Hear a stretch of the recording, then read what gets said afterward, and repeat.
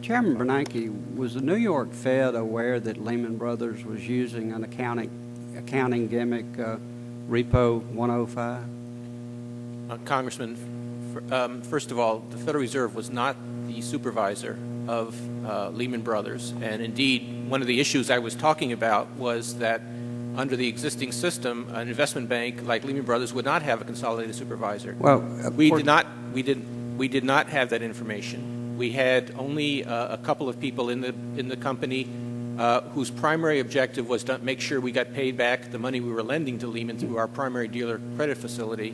We were not the supervisor, and in any case, we would not have the authority to address accounting and disclosure issues in that context. Your Federal Reserve had run 3 stress tests on Lehman, and in the course of those stress tests, wouldn't you have found out that they were using this accounting gimmick? No, sir. These were liquidity stress tests. The objective was to discover whether they had enough liquidity to deal with a stressed situation, and they failed all 3 tests, and that was information we shared with the SEC and with Lehman Brothers. Of course, you know, the argument that you and former Chairman Volcker have used is that as the lender of last resort, you must have direct access to bank data to assess the creditworthiness and the collateral of a would-be borrower. But the New York Fed, loaned Lehman Brothers made the discount window available for cheap money with this going on, and and I'll ask Chairman Volcker, doesn't that sort of trouble you? And then I'll ask Chairman Bernanke. Well, we assessed the value of the collateral. We put in an extra haircut because we were concerned about the solvency of the company, and we were repaid fully. So that part of it worked fine, but again, we were not charged with supervising the company.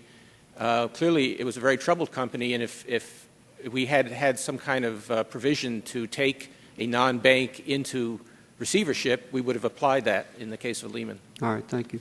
Chairman Volcker. Well, I think this is an example of why we need some pretty thoroughgoing reform so that an institution of that size would have some official oversight.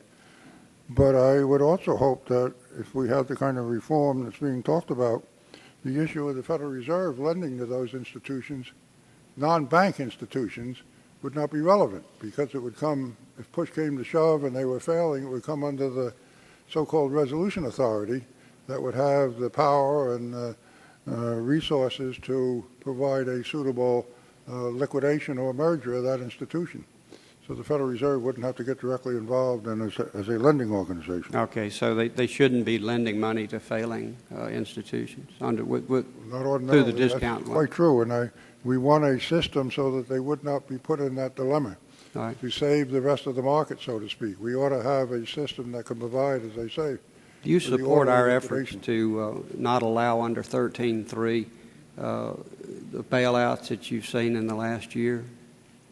And I know Senator Dodd, the 13.3, he says that 13.3 cannot be used. In the House, Republicans also had a provision saying 13.3 cannot be used for an ad hoc bailout of a non-bank financial institution. Do you agree with our provision? If you had the resolution authority, you wouldn't need 13.3 for that purpose. Right.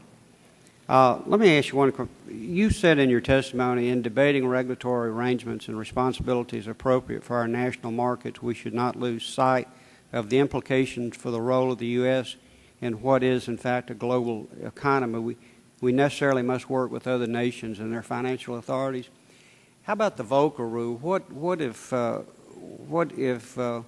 the proposed limitations on proprietary trading, what if other countries don't adopt that? Would that put us at a disadvantage? Well, first of all, could we instead use sort of capital requirements and maybe restrictions on leveraging or restrictions on coming to the discount window for cheap money?